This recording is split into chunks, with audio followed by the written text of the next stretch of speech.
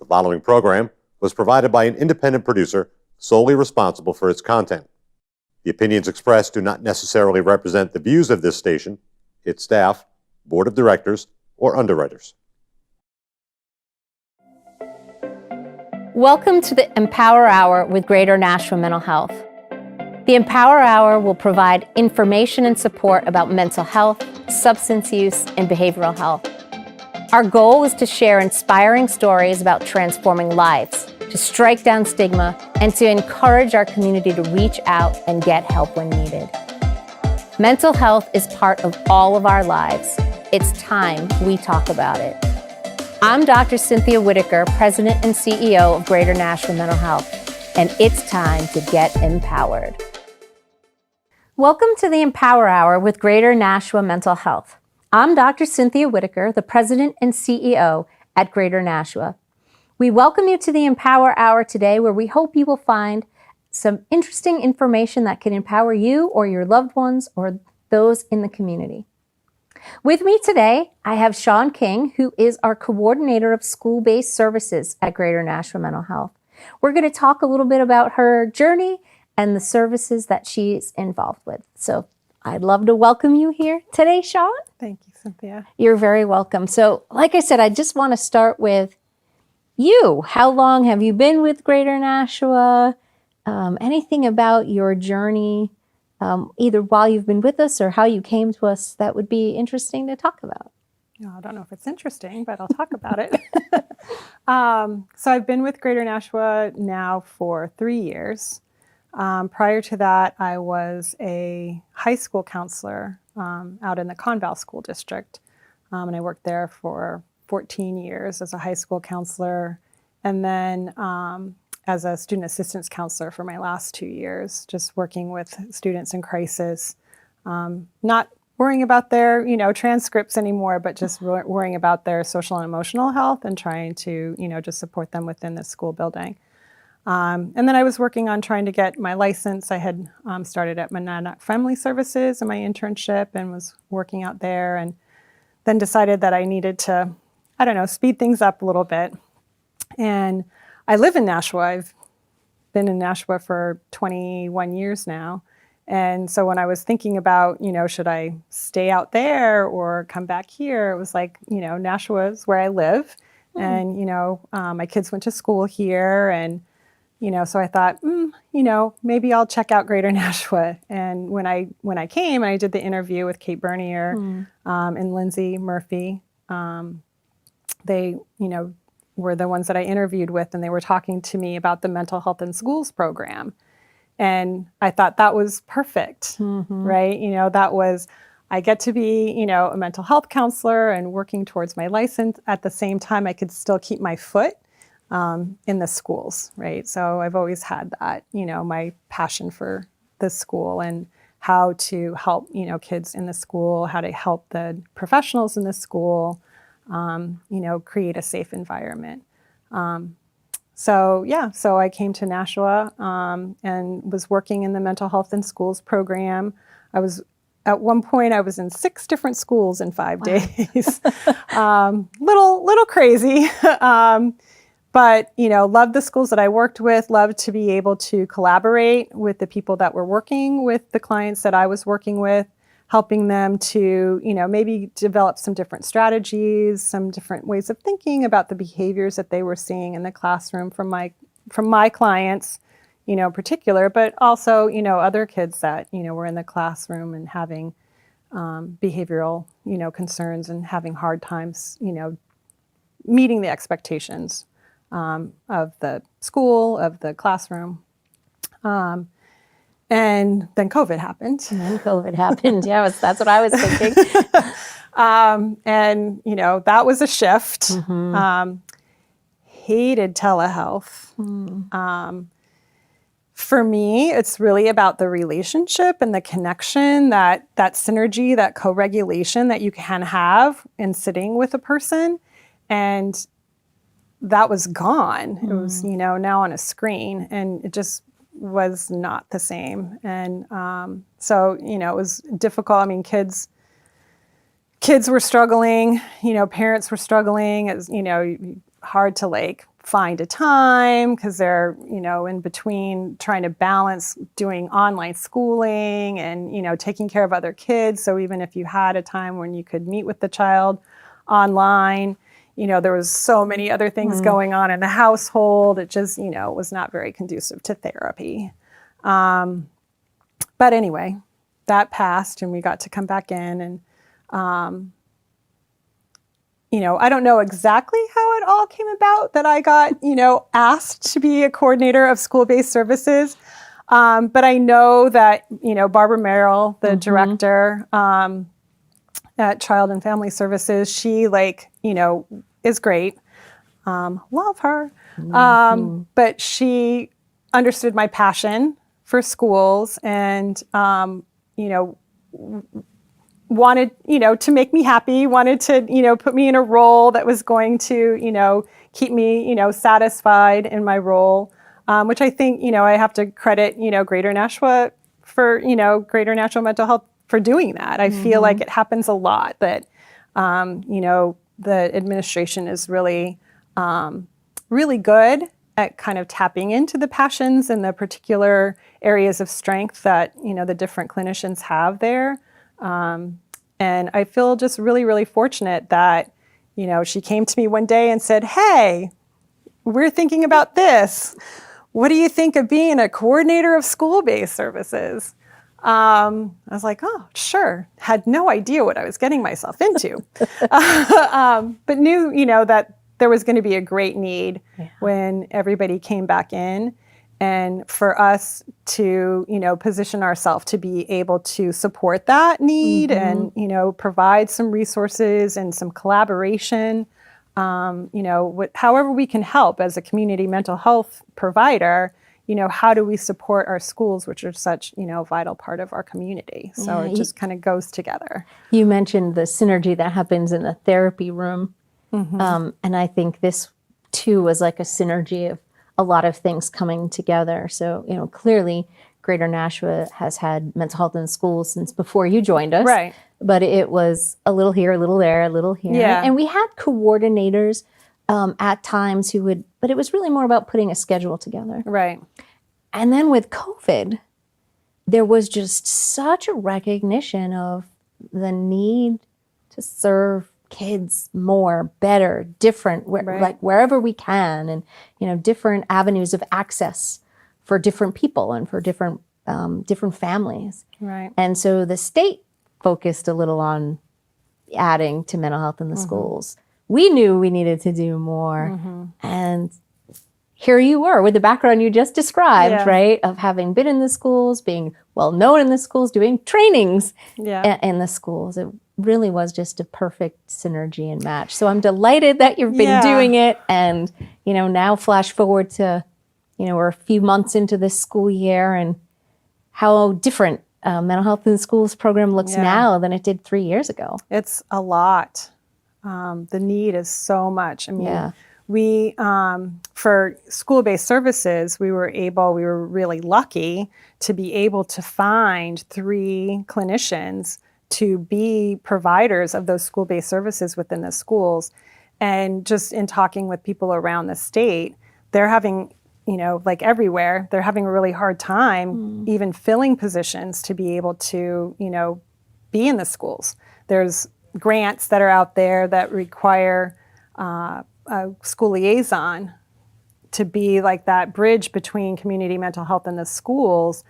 And there's a couple of districts that have those positions and don't have anybody that they've been able to fill it with. And so we were really fortunate this summer. We were able to bring on, 3 really, great qualified clinicians to fill those roles. And we have one that's, working in Hudson with the Hudson School District, which has been, really great. And, being able to collaborate. She's there full time in the Hudson School District and has had I think she's working on 28 referrals right now. She's got 20 kids in already that she's seeing for one-on-one services, and then has 8 more that she's kind of in the works of processing with. But that's a lot. I mean, that's a full caseload, Right. and that's a full caseload in one place, right? Because she's also, beyond just doing the one-on-one services, she's also providing them some consultation. We're working on trying to maybe, put together some trainings that she'll be able to do for staff. And we hope to be able to do some group work and things like that. So really, kind of being there and providing whatever, the needs are. So what is and isn't kind of school-based services from the way we do it at the mental health center? Well, I mean, what we really try to do with the school-based services is to put the onus on the schools to identify who those clients are, right? We have our open access opportunity to become a client at Greater Nashua Mental Health. Parents can bring their kids in and have an assessment done and then get an appointment made with one of the clinicians that's, at in our clinic office. Anybody can do that. But the school-based services, we really want to provide that support to the school for those identified students and families that they feel are in greater need of being able to have that school-based service. So we really want to be able to provide a service to those kids that wouldn't otherwise be able to access it if it wasn't happening during the school day. Right? We have a lot of families that are really stretched thin. They have a lot of demands on their time, and they want to have their kids to be able to get those services, but they might not be able to get them to the clinic. There might be transportation issues, especially in some of the outlying towns that we service, like Hudson and Merrimack, Milford. Right, our catchment area is pretty broad. Right, much bigger than just Nashua. Exactly, and so to have someone in Milford needing services, and maybe that parent works, until 5 or 6 o'clock at night, goes home to pick up their child to bring them all the way back to Nashua for an appointment, is pretty strenuous. And having a kid having therapy at 7, 8 o'clock at night, it's possible, but is it, really that effective, right? It might also not be the best situation for the child or the family to engage and think and be. Right, exactly. Yeah. It's pretty late. They're, they've had a whole day. When do they get dinner in? If they're on the road trying to, bring their child in. So just, really trying to, leave the referral process in the hands of the school so that they can really feel like we're partnering with them. We're not telling them, oh, these are the kids that we're going to see at your school. They're telling us, hey, these are the kids that we feel really need your support. So it's really a partnership with the school to help the school figure out the best kids or kids that need our services that might not have otherwise come to our clinic to get that. Though now people can access even some of our clinic services via telehealth if it fits for the family and the clinician. But and the schools are doing a really good job of trying to make social emotional learning a priority, right? I think coming out of COVID, lots of bad things about COVID. And I'm hopeful that there's some good things that have come out of COVID. And one of the things that I've noticed in the schools that wasn't there before COVID are social emotional professionals that the school has hired. They have social emotional teachers in the school that's their role, is to really support, the social emotional aspects of the children in the school during the day.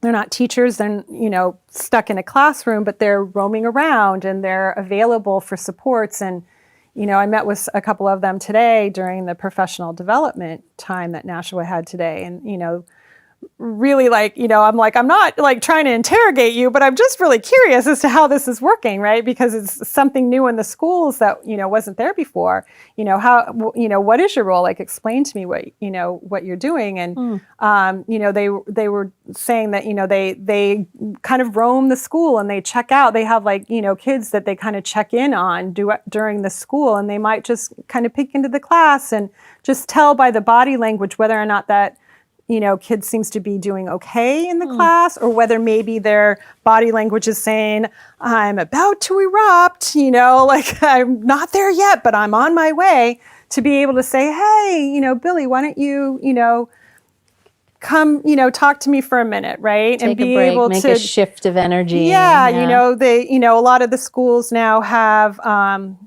these different like mindfulness stations, right? So you can go, and at this place, you're going to do some wall push-ups, and over here, you're going to breathe 3, take 3 deep breaths, and then you're going to walk down the hall a little ways longer, and you're going to, mindfully walk on a curvy path or something. And so, these social emotional specialists can like take that, child out, connect with them a little bit, maybe do some movement, take a little movement break, and then, let them back into class, so that eruption has been sort of mitigated, right? And they're able to stay in class and able to learn. And so, I think that is just like a really great addition to the school environment, to have these people who are really just there, focused every day on how to support the kids with their social emotional needs, because they're so great right now. So that sounds to me like almost they're protecting the whole group, the whole school, Absolutely. the community, Yeah. right? And then helping identify, okay, maybe there's another group of kids Right. that need more intensive services Exactly. that, like ours or others that Yeah. are around as well. But So but I mean, it's really, so multi-tiered systems of support. I'm kind of going on a different tangent, that's okay.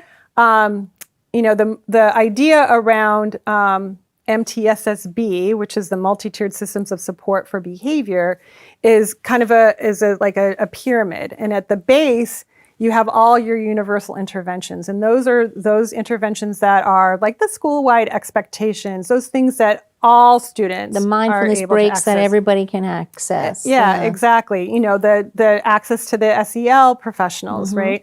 Those are things, classroom curriculum, they're doing a lot of SEL curriculum in the classrooms that is given, that kind of instructions given to everyone in the classroom. And the idea is that 80% of the kids will be able to function well, be available to learn, be successful within the school environment with just those universal supports. And then the next layer of the pyramid is the tier 2 level, which those kids need a little bit extra. Like maybe they would benefit from a social emotional small group, maybe a lunch bunch thing at, in the elementary schools. That's a big thing. High schoolers don't really want to be eating lunch with their teachers, but the little ones, they love eating their lunch with their teachers. So they might just need a little bit extra support. Maybe they need a little bit more training. Maybe they need to have some, academic support kind of help or whatever. And 15% of your kids fall into that tier 2, needing that little extra support. And then there's that 5% at the top of the pyramid. And those are the kids that need that extra intensive one-on-one supports in order to be successful. And that's kind of where we come in. Typically, that's where we come in, at that top level. And in the past, the Mental Health in Schools program, we've always just been focused on that top 3. And the schools have always thought of us as being in that top tier, right? That we're there for community mental health to do the one-on-one intensive services with the kids who have the most needs. And what I'm trying to kind of expand with the school-based services that we're working on now is really kind of trying to help us like get down into some of those other tiers too. Like besides these intensive needs supports, what else can we do within that tiered system that can help firm up those bases, right? Because if we don't do a good job with the universal supports and we don't do a good job at the tier 2 supports, the tier 3 needs are going to be so great. We're not going to have the capacity to be able to It'll be more than them. 5% because Right. the other things aren't working. Exactly. And so, what I'm hoping to do is to be able to kind of push into those tiers a little bit, right? Through collaboration with the schools. How else can we be, helping you, right? So like, today Nashua invited me to, do a presentation for their, professional development day. And, doing that kind of education, psychoeducation around, trauma, around our bodies, around behaviors, looking at behaviors in a different way than maybe we have in the past. Really kind of taking time to just reflect on how the past 19 months have impacted us and how our dysregulation might be playing a role in the interactions that we have with kids, right? And so, being able to provide some of that kind of training and insight, I think is really, helpful to be able to help that system be able to function a little bit better. What I appreciate about what you're saying is we're as the Community Mental Health Center, not just siloed to that top tier. Right. That we are partnering, like we have partners in well-being of the entire population of this school. And not that we need to see every kid, not that their interventions aren't working, but how do we partner to just find gaps or have conversation or support even just what they're already doing. Exactly. Because, I've done some professional development trainings for some of the schools in the past, like related to adverse childhood experiences. And what I've found is sometimes just because you're doing it day in, day out, unless you stop and have a time of reflection about what's working or what's not working, or, the perspective of a different person who's not in the school every single day, day in and day out, sometimes it can help to elevate what's happening and just get better at it and ultimately help more kids and more families. Right. Yeah, I mean, there's just so, right now, there's just so much stress in the school buildings. The teachers are stressed, the personnel issues, right? And, we hear about that on the news every day. Workforce shortage, there's not enough recess monitors, to be out. Like the last week when we had those 3 straight days of rain and they were having to have indoor recess, I was doing some trainings over in Hudson with some of the lunch monitors over there.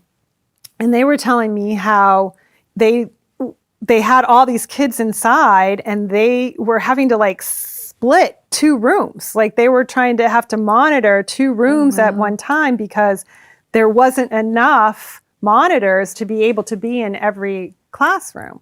And so they were just kind of bouncing back and forth trying to make sure that, everything was running smoothly. And, that's stressful. That's a lot of extra burden. And not having enough people is really putting a burden and a stress on the system that, I worry about, how long it can be sustained at that level, right? And I mean, it's no fault to anyone. I mean, everybody's doing their best and the educators are amazing. The people that are working in the schools, they're the people who are still there are stepping up and they're taking on extra burdens and extra responsibilities to try to cover the gaps of, people that are missing. We can't do that for a long period of time. That takes such a toll on our bodies to, be under that kind of stress and pressure all the time. And it connects kind of to what you were talking about with trauma-informed care and what's happening in our bodies. And, we do a lot of that work often in therapy or one-on-one or in groups. Yeah. But it's almost like now we're needing to do that with the whole system. Yes. Yes. The system is under that stress. Right. And, long term, you can't sustain it. And I don't know what the answer is. I don't know, what has to change and what has to give. I don't know how to hire more people that aren't there, but but I think, we definitely need to be figuring out, what our next steps are, and how we can support the system so that our kids can be supported. And I think that's part of the synergy or the recognition of the need to really, for us as the mental health center, to step up the school-based services even more, because we don't know how to solve the problem, but we can be a partner in the solutions to whatever level makes sense for us too. Right.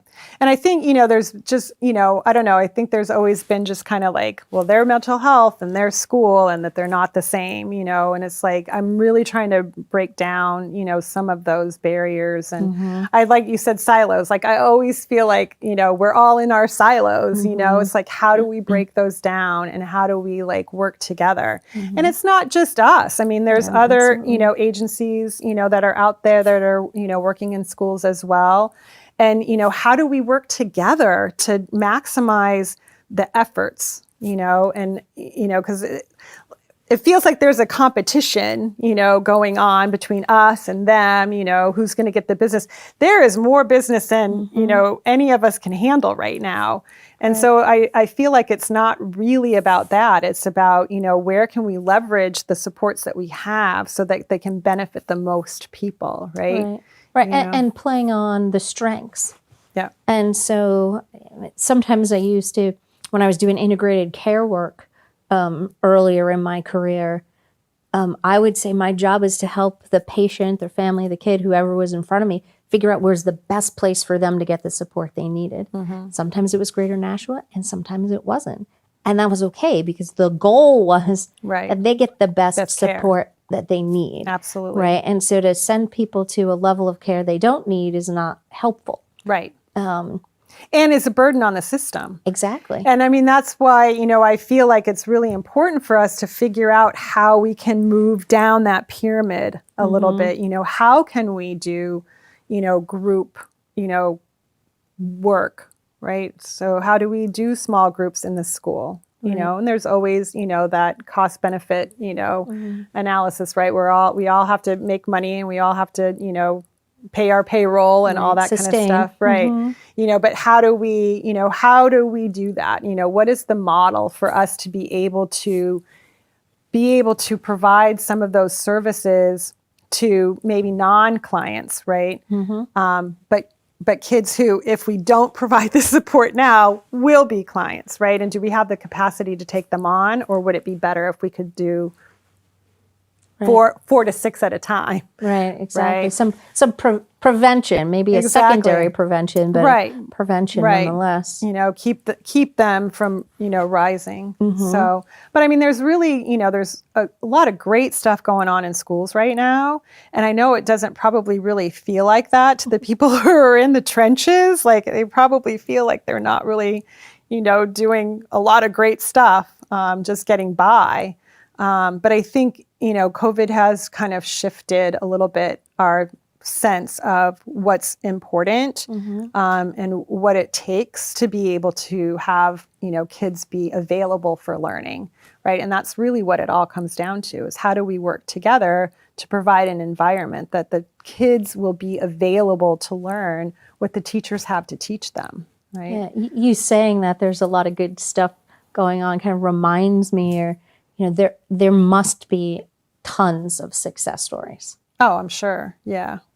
Yeah. Yeah. I mean, I haven't, because I've been kind of, I don't know, in this upper role, so I haven't been able to, definitely be in the trenches in the schools as much as I would like. But I mean, before, when I was working in schools, I mean, it was it was just really kind of amazing sometimes, how well the adults in the building could respond to kids in a different way if they just had the information.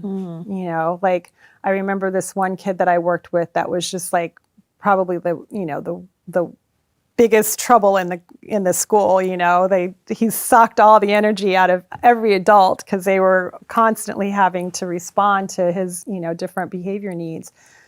And he had a couple different teachers, like he never really, his teacher changed several times, so he never really got kind of settled in to be able to really connect with anyone. And so, when I started working with him, he had gotten into this class and had a teacher that was, kind of going to stay. And I talked with her about, just working on developing a relationship with him, and just have lunch with him once a week. Like, for this kid, relationships were really, really important. He'd had a lot of those adverse childhood experiences.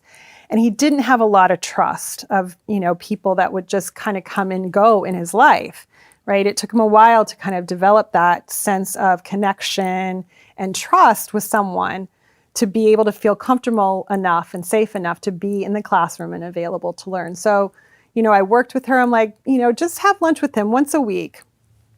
Just sit and talk and get to know him. Let him get to know you a little bit. Don't have to talk about school.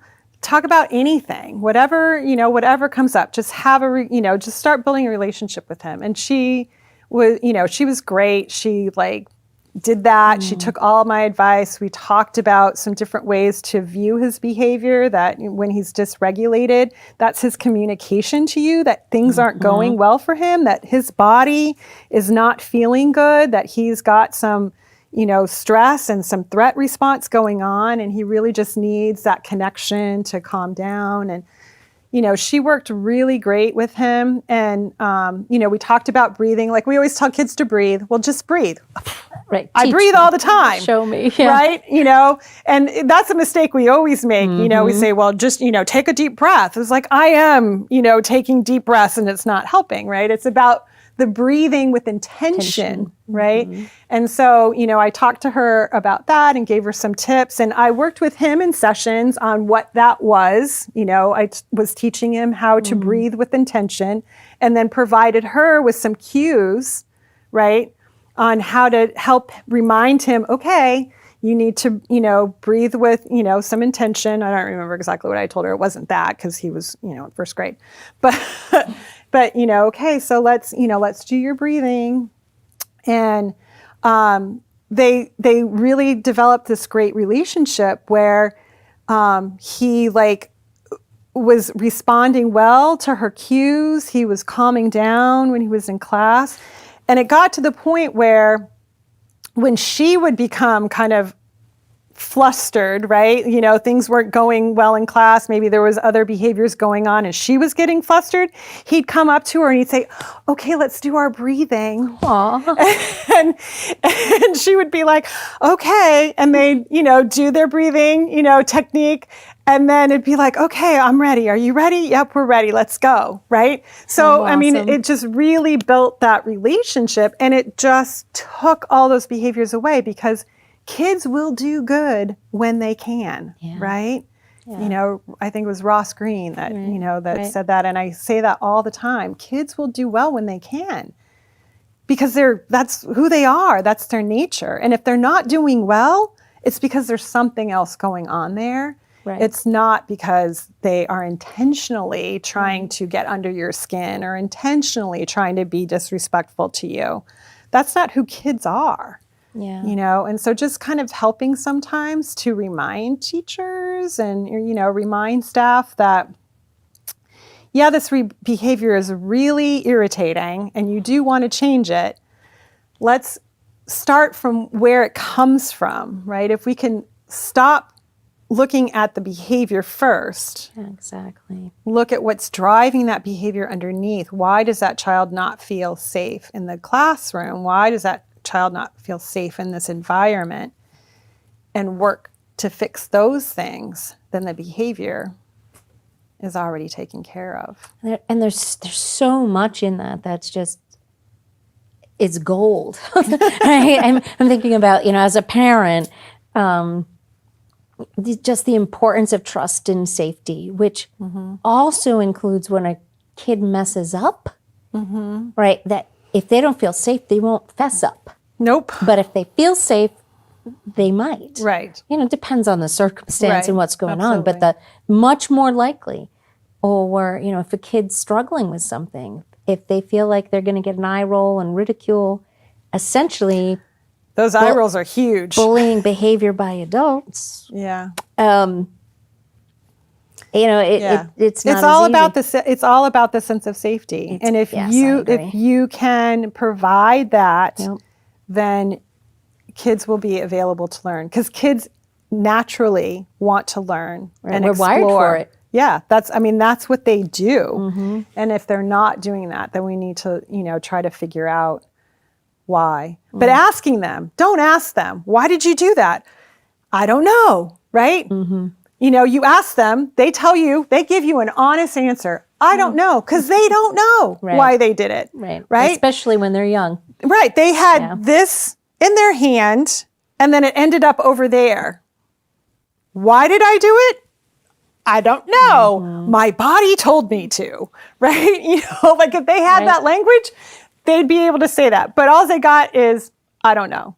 Right. And then we get angry as adults. Why don't you know? Why don't you have a reason for that? Well, because they can't even access their frontal lobe at that point. They're living down in their brainstem. Exactly. Their body's on fire. They're just trying to get out of the situation. They're just trying to kind of manipulate their environment in any way that they can so that they can feel comfortable in their space, right?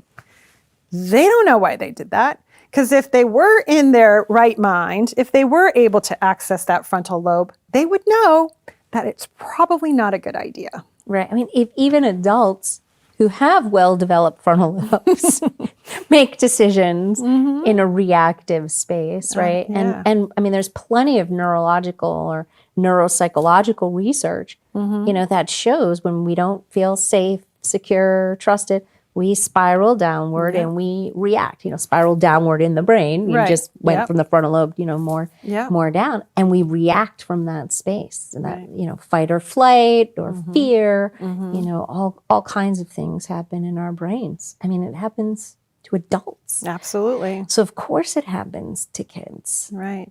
And one of the things we were talking about today in the training, when you think about some of our kids that, are coming back into school this year, especially those transitional age kids, if you think about the 6th graders that are in school right now, the last time they were in school full time, they were 4th graders. Right, for the whole year, yeah. Right? And so they went out in the summer or in the spring of their 4th grade year. So the last grade they were in the whole year was actually 3rd. Right. But I mean, like when you think about some of the people that, I met with today, they were saying, it just seems like we have a lot of really immature 6th graders this year. Yeah, because they're 4th graders. Right. Because there's a lot that the school does in that 5th grade year to prepare for that transition. Right. And they missed all of that. Yeah. Right? Such a great point. And the elementary or the kindergartners, they were talking about our kindergartners are kind of off the wall. Yeah, because they're 3. Right. Right? The preschoolers, they're like 18 months, right? And they missed all of that socialization with their peers, with other adults, right? And they had their parents and they had maybe siblings. They had people that they know, but they missed how to learn about people they don't know, right? And that's huge. And during that time, that's a big part of what school is all about, is learning how to engage with people that you don't know, that might not be the nicest people, that might, be bullies, that might be having common interests, right? And how do you find that out? How do you engage in that social milieu, right? You missed all that. And then you think about the 9th graders, right? This year's 9th graders, last time they were in school was in 7th grade. Right. And 7th grade's the worst. Indeed. Of all the grades, 7th grade, that's a tough year. There's a lot of growing that happens in that 7th grade year. That was the last time they were in school, and they weren't even like fully formed humans then, right? And, they missed all of that 8th grade transition. That opportunity to be a leader of the school, right? Those opportunities to really come into their own before they head off to high school, they missed all that. Yeah. Yeah. Right? And so just thinking about that. And, middle school teachers, like, they don't teach fourth graders, but they got them in their classroom this year. So that's quite a stressor, for the teachers just in that regard. Yeah. That here's this kid who's acting like a fourth grader. I'm a sixth grade teacher. That's not what I deal with on a regular basis, but that's what they're dealing with on a regular basis this year. Yeah, it's so, and how empowering it is to stop and reflect and know that. Yes. Because then you can respond differently instead of being annoyed that why are they so immature? Right. Right? To think, okay, well, there might be reason for this. Right. And then the other thing I appreciate about like that framework that you just kind of put out there was it really shows it takes a village to raise children, right? That yes, parents have a big role, but so does having interactions with people we don't know, strangers, and learning how to do that is a big part of learning how to be ultimately, a functioning, healthy adult. And kids don't always have access to that. And so making sure they do in whatever avenue that is. Right. And I mean, there's the learning loss. Keep hearing about the learning loss. And yes, it's important for kids to stay, up with their academics. You can't worry about the learning loss until you worry about the social emotional learning loss that they have, right? Because they have to be in that space and that frame of mind to be ready to learn, right? And if we're not dealing with how do we get these kids up to that social, emotional level on grade level, they're never going to be able to achieve on those academics, right? And I worry, I worry about that. I worry about, what this COVID is going to result in, like we had, like my kids are of the generation of enablers, right? We were everybody gets a trophy, right? And we know now that wasn't necessarily really teaching them how to, accept failure, right? And failure's a part of life, and we, created a whole bunch of people who are risk averse, because failure is too scary for them, right? I wonder what we're going to be left with this group of kids that, have had to experience this pandemic. And, it's been hard enough on everyone. I mean, I know I've changed, just in my personal space and my anxiety about things, What's going on for kids. So, and you think about kids who haven't even gotten there yet, right? And this is the experience that they have to rely on in terms of where they're going to be, how they're going to be as an adult. It's a challenge for us all. My brain just always looks for synergies and things that are aligned. And one of the things for organizational health, right? Certainly my role now, more kind of in the org level, we say is that we need to be both smart and healthy, right? And that a bunch of smart individuals doesn't make a healthy organization. And if we're not healthy and able to work together and, get along and it's like, oh, it's the same exact thing that schools are dealing with kids. Absolutely. I mean, we can't focus on just creating smarts. We have to also support healthy. Right. And that's, a general healthy, psychologically healthy, emotionally. Right. Well, it goes together, right? Mind and body. Exactly. Right? If you're not healthy of mind, you can't be healthy of body.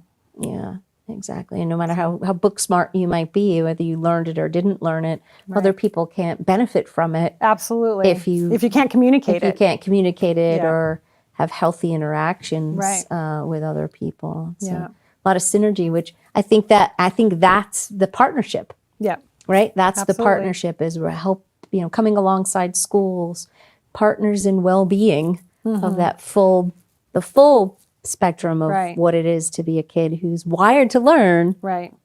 but can't do it. Yeah, and I just want to, be there to support all aspects of that system, right? Yeah. Because it's not just the kids, because I think teachers often just, think about, what is going on for this child.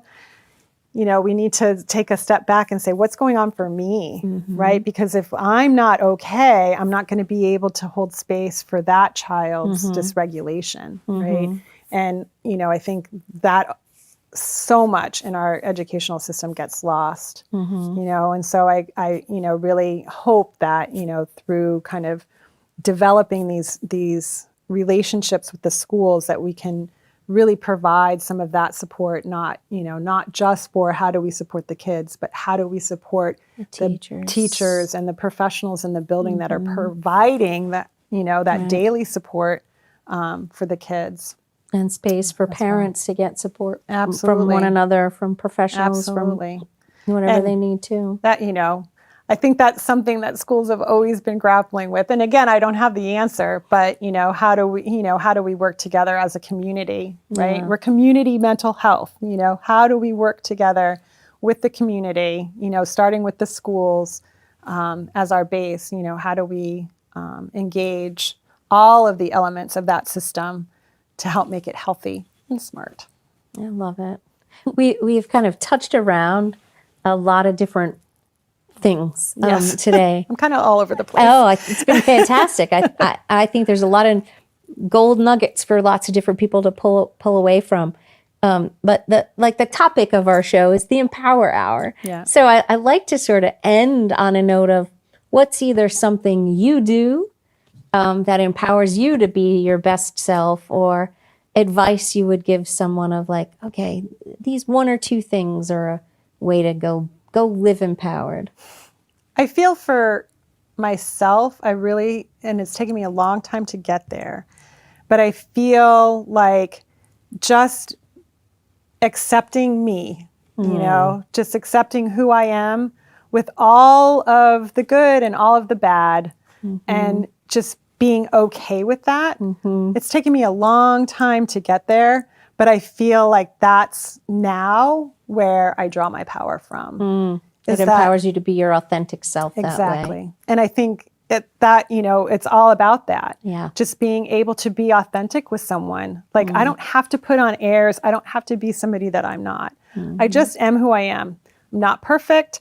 I don't know everything, but I'm willing to learn and be open. And it's taken me a while, to not care what other people think about me and all that, that we get trapped inside sometimes. But, just being able to bring me, to the table. And I feel like that is what I kind of draw from now. Yeah, I love that, because that matches our mission, right? Bringing people's potential. And that isn't my potential or your potential, it's their potential. Exactly. And being authentic to who they are and empowering people Meeting them to where be they are. the best selves they can be. Well, it has been a delight speaking with you, Shawn, and time has flown by. So thank you for being here. Thank you for having me. Thank you to those of you who watched our show, and hopefully you've learned something from our conversation today, and may you have an empowered day. The preceding program was provided by an independent producer solely responsible for its content. The opinions expressed do not necessarily represent the views of this station, its staff, board of directors, or underwriters.